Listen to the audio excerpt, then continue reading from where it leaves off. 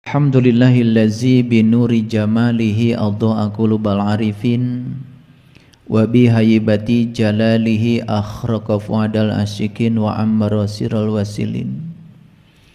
Asyhadu an la ilaha illallah wahdahu la syarikalah rabbul alamin wa asyhadu anna muhammadan abduhu wa rasuluh asrafal anbiya'i wal mursalin Sayyidina Muhammadin wa ala alihi wa sahbihi ajmain. Subhanaka la ilma lana illa ma 'allamtana innaka antal alimul hakim. Subhanaka Allahumma rabbana wa bihamdika asyhadu an la ilaha illa anta astaghfiruka wa atubu ilaik. Astaghfirullahaladzim. Astaghfirullahaladzim. Astaghfirullahaladzim. Allazi la ilaha illa huwal hayyul qayyum wa atubu ilaih min jami'il ma'asi wa dhunub la haula wa la quwata illa billahil aliyyil azim. Segala puji hanya milik Allah, Sang kehadiran, Sang keberadaan. Dia senantiasa bersama kita, memenuhi seluruh ruang dalam diri kita.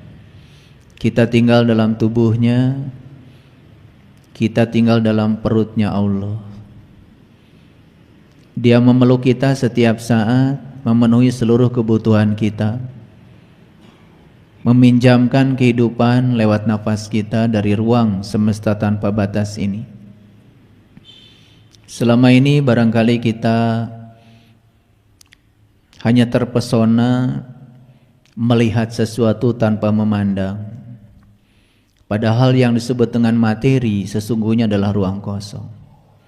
Karena materi tersusun oleh atom membentuk molekul, molekul membentuk materi, dan setiap materi itu sesungguhnya adalah ruang kosong.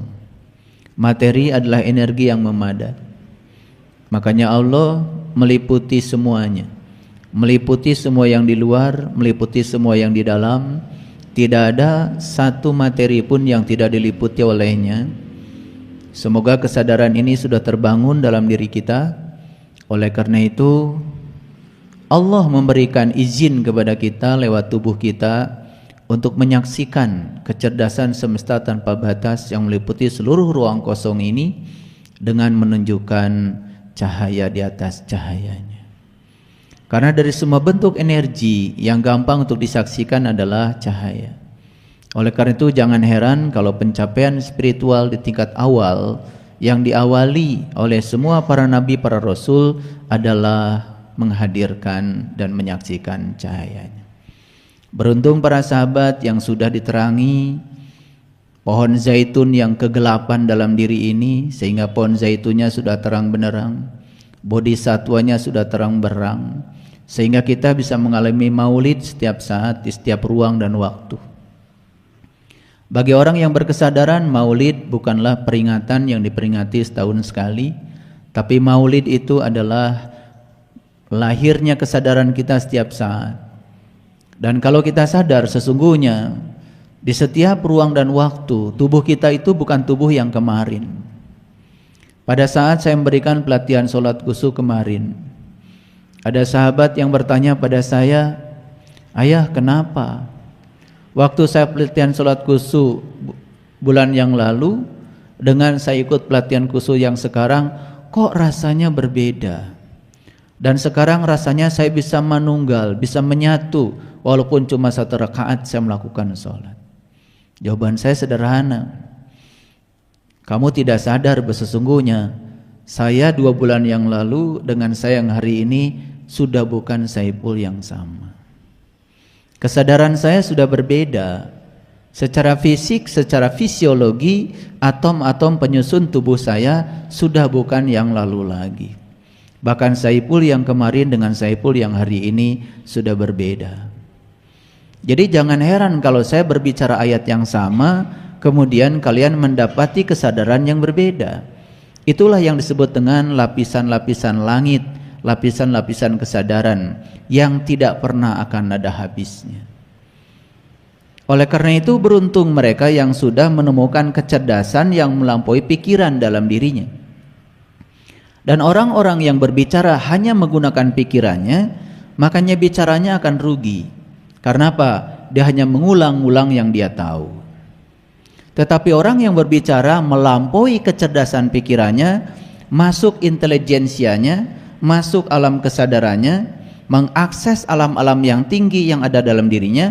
Saat dia bicara pun dia dialiri oleh ilmu-ilmu baru. Itu perbedaan orang sadar dengan orang yang belum sadar. Oleh karena itu mari kita berterima kasih pada semesta yang telah meminjamkan kehidupan kepada kita, yang sekarang hadir sebagai detak jantung kehidupan semesta dan sekarang mengalir sebagai energi lembut dalam tubuh kita. Mari kita hening sesaat dan rasakan keberadaannya, rasakan kehadirannya. Dan pada saat yang sama mari kita puji Dia bersama-sama membaca hamdalah. Alhamdulillahi rabbil alamin. Mari kita mohon izin dan berkahnya, semoga Allah membukakan pintu kecerdasan yang melampaui pikiran, sehingga hari ini kita akan dialiri, dihujani ilmu-ilmu yang akan melewati intuisi kita. Dan kita sapa asmanya dengan kelembutan dan cinta seraya membaca basmalah. Bismillahirrahmanirrahim. Atas namamu ya Allah yang maha pengasih dan maha penyayang, bukakanlah pintu kecerdasan kami. Alirilah kami dengan pengetahuan sejati yang akan menjadi syafaat bagi kami, yang akan mensejahterakan lahir batin kami. Amin. Topik kita kali ini seperti yang sudah saya share di grup, berhasil mentertawakan diri sendiri. Siapapun yang hari ini berhasil mentertawakan dirinya sendiri, itu tandanya dia tumbuh. Dan siapapun yang hari ini hanya sibuk mentertawakan orang lain, itu tandanya dia mati. Jadi untuk membedakan orang hidup dengan orang mati sederhana. Orang hidup itu tandanya berhasil mentertawakan diri sendiri, sedangkan orang mati tandanya tidak bisa mentertawakan dirinya, habis seluruh waktunya hanya untuk mentertawakan orang lain. Itu cirinya tumbuh. Dan ciri tumbuh itu berubah. Sesuatu disebut tumbuh kalau berubah. Kemarin itu berupa biji, kemudian keluar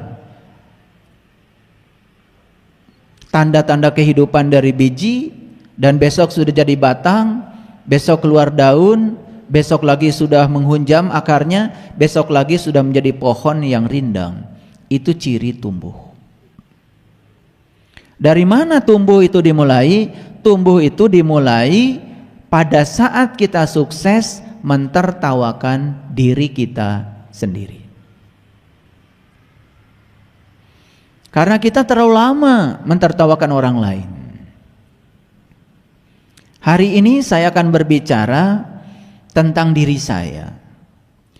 Karena kalau saya bicara orang lain, pertama saya tidak tahu apa yang dirasakan dan dialami oleh orang lain. Yang kedua, saya membatasi diri karena saya tidak berhak membicarakan siapapun. Saya akan mengawali pembicaraan hari ini dengan perjalanan saya. Saya lahir di sebuah keluarga yang sangat ketat beragama. Orang tua saya, kata orang di kampung, adalah tokoh agama, disebutnya juga kiai. Dan saya beruntung dilahirkan dari ayah dan ibu yang semacam itu. Karena itulah ayah ibu terbaik yang telah menjadikan saya hari ini seperti ini. Dari kecil saya dididik untuk taat beragama. Dari kecil saya sudah diajarkan agama saya apa. Dari kecil saya sudah diajarkan kalau ditanya orang, kamu orang beriman atau tidak? Jawab saja, saya orang beriman.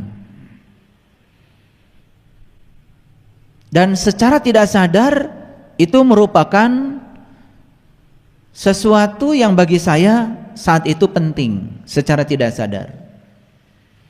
Tapi begitu saya dewasa, saya mencapai kesadaran tertentu, saya mulai berpikir, kenapa ya ayah saya berani-berani ngasih label agama tertentu pada saya tepat pada saat saya saat itu dalam keadaan belum sadar. Saya tidak pernah ditanya oleh orang tua saya, kamu mau beragama apa? Saya, kalau kalian saya nggak tahu. Makanya saya tidak mau cerita kalian, saya cerita saya. Dan siapapun tidak boleh menggugat saya, karena saya cerita saya. Jadi saya tidak pernah ditanya, saya mau beragama apa, mau ngambil jalan mana, tidak. Karena orang tua saya beragama X, maka saya pun agamanya adalah X. Pada saat saya kecil, ya saya merasa saya sebagai pewaris. Tapi ketika saya dewasa, apa iya saya sudah beragama X yang sebenar-benarnya? Atau sekedar saya mewarisi label yang ada pada orang tua saya?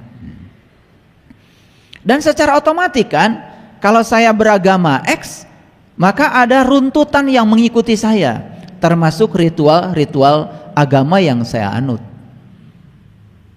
Akhirnya saya seperti robot, nih saya seperti robot, ya, menjalankan semua ritual, menjalankan semua aktivitas agama, ya persis seperti yang dilakukan oleh orang tua saya. Dan pada saat itu, saya mulai belasan tahun, saya mulai banyak bertanya sama orang tua saya. Pertanyaan-pertanyaan yang sangat alami, tidak dibuat-buat, yang lahir dari kecerdasan saya sendiri. Harusnya kan boleh, karena kecerdasan itu diberikan Tuhan memang untuk supaya kita cerdas.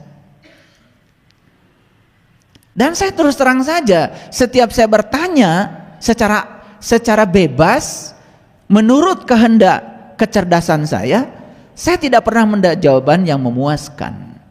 Bahkan lebih banyak orang tua saya marah pada saya. Hanya bertanya yang sederhana saja, sebetulnya Allah itu apa? Itu kan pertanyaan alami, hak asasi saya yang harusnya dipenuhi kan oleh orang tua. Tapi saat itu saya tidak mendapatkannya. Ketika orang tua saya mengatakan, kalau berdoa itu coba menengadahkan tangan ke atas. Dan saya tanya orang tua saya, kenapa saya harus berdoa menegakkan tangan ke atas? Dan orang tua saya bilang Tuhan ada di atas. Ya saya bertanya lagi, di atas mana? Apa di atas pohon? Apa di atas rumah kita? Dan saat itu bungkam. Dan banyak pertanyaan-pertanyaan kritis ketika saya umur belasan tahun dan saya tidak mendapatkannya. Lalu orang tua saya karena bingung dengan saya, lalu saya dititipkan di pesantren ini, pesantren ini, pesantren ini, sama modelnya. Saya bukan mau merendahkan pesantren, yang saya dapat jawabannya marah dan tidak jelas.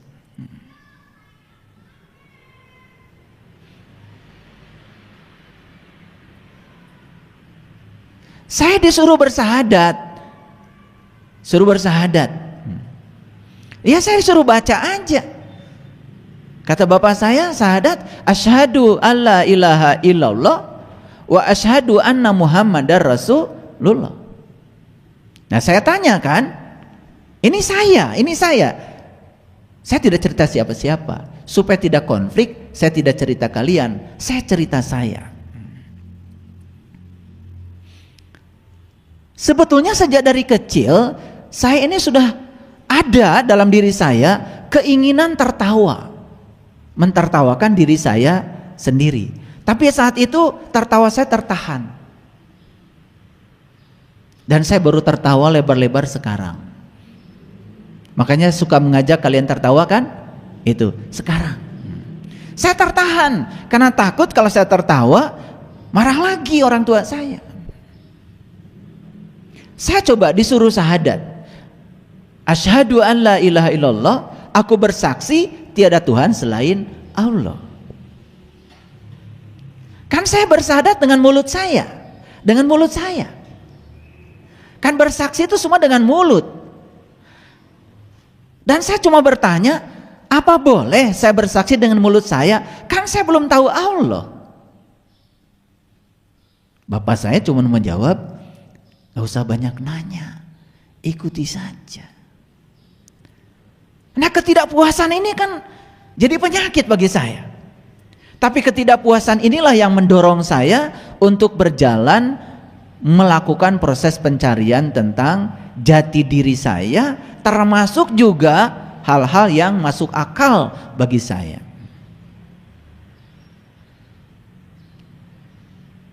Kan syahadat itu bersaksi kepada Allah dan bersaksi pada Rasul. Sedangkan saya tahu Nabi Muhammad sendiri sudah meninggal 1500 tahun yang lalu. Fotonya saja sampai sekarang saya belum pernah lihat. Sementara saya harus bersyahadat kepada beliau. Coba saya ini, kalau kalian kan gak seperti saya kan bingung. Mau tertawa saya juga takut dimarahi. Mau nanya lanjutan juga saya tidak mendapatkan jawaban. Kalau kalian mah hebat ya, dari kecil suruh begitu ngikut aja. Kalau saya tuh stres disuruh begitu.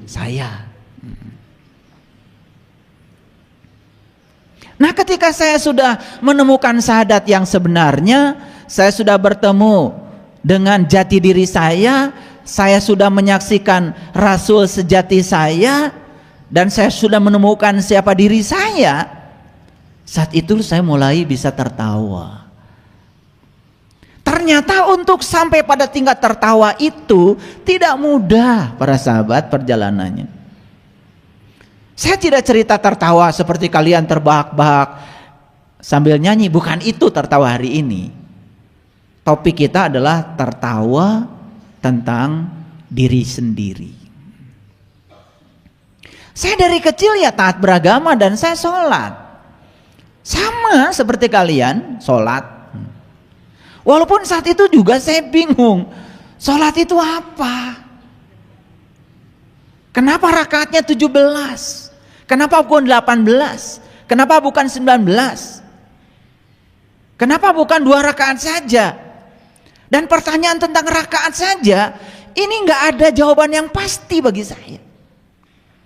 Kenapa takbiratul ihram itu begitu? Dan kenapa ketika baca syahadat kok yang diacungkan telunjuk bukan kelingking gitu loh? Atau jempol kali? Itu pertanyaan yang terus mengganggu saya dan tidak menemukan jawabannya saat itu. Dan terus terang ya, akhirnya saya itu merengek-rengek ya sama Allah. Saya bilang, kalau engkau ada, tolong dong jangan bikin saya bingung. Yang saya heran itu kok orang lain, teman-teman saya nggak pada bingung. Telunjuknya disuruh gini, gini aja. Saya disuruh gini, yang nggak saya lakukan. Makanya saya disebut anak nakal di rumah, karena nggak taat sama ayah saya. Tetapi ketika ayah saya umurnya 79 tahun, justru saya bisa memberikan pencerahan pada ayah saya tentang semua yang saya pertanyakan. Dan ayah saya mengakui itu. Di usia beliau 79 tahun. Betapa lama untuk sampai di tingkat itu. Dan saat itu beliau berhasil mentertawakan dirinya sendiri. Jadi saya berani mengatakan bahwa siapapun orang yang sudah berhasil mentertawakan dirinya sendiri, berarti dia sudah tumbuh kesadarannya. Dan siapapun yang hari ini hanya sibuk mentertawakan orang lain, merasa diri paling benar, paling suci, seakan-akan dia punya jalan terbaik satu-satunya, bahkan Allah pun dikooptasi oleh dia, gak ada Allah bagi yang lain, hanya untuk dia sendiri, saya kira belum tumbuh. Jadi hari ini kompetensi yang saya bangun buat kalian sederhana. Selesai kalian mendengarkan ocehan saya, tanya pada dirimu, apakah kau udah tumbuh atau belum? Nah, ciri tumbuh sederhana indikatornya, berhasil mentertawakan diri sendiri. Sampai saya belajar bahasa Arab, apa sih sholat itu? Saya baca ribuan ayat di Quran, apa sih sholat itu? Sampai hari ini ya hampir banyak orang yang seperti saat itu saya menganggap sholat itu suatu kewajiban yang di dalamnya saya akan dapat pahala dan kemudian itu akan memasukkan saya ke surga. Itu aja. Padahal di Quran jelas, aqimis sholah, inna sholat tanha anil fahsya wal munkar. Dirikanlah sholat. Sholat itu adalah instrumen yang bisa mencegah Anda supaya tidak terjebak perbuatan keji dan munkar. Jelas Quran mengatakan bahwa sholat bukan tujuan. Sholat itu instrumen. Tujuannya sholat adalah tercegahnya seseorang dari perbuatan keji dan munkar. Loh, kok perintahnya begitu? Tapi yang saya dapat selalu saja sholat itu ngitung rokaat, ngitung pahala untuk bekal katanya jaga di akhirat. Padahal sesungguhnya sholat itu adalah sarana instrumen supaya kita terjebak oleh perbuatan keji dan munkar. Lalu ada pertanyaan lanjutan dari saya, kenapa banyak orang yang sholat tapi masih saja melakukan perbuatan keji dan munkar? Kan itu pertanyaan lanjutan. Boleh dong itu hak asasi saya. Dan saya tidak menemukan jawaban. Gitu. Sampai akhirnya saya menemukan sholat khusyuk. Maaf ya, sampai hari ini saya tidak mau bikin modul pelatihan sholat khusyuk. Sampai hari ini saya tidak bikin PPT tentang pelatihan sholat khusyuk. Sampai hari ini saya tidak diizinkan untuk membuat itu. Kenapa? Karena itu ilmu yang sangat luar biasa, mahal sekali. Dan saya mendapatkan ilmu ini berdarah-darah sampai mendapatkan kenikmatan sholat walaupun cuma 1 rakaat. Bayangkan kalau 17 rakaat. Ya, itu. Oleh karena itu yang sudah dapat pelatihan sholat khusyuk dari saya, jaga. Jangan dianggap sepele. Saya mendapatkan itu berdarah-darah, tidak dengan cara yang mudah. Oke.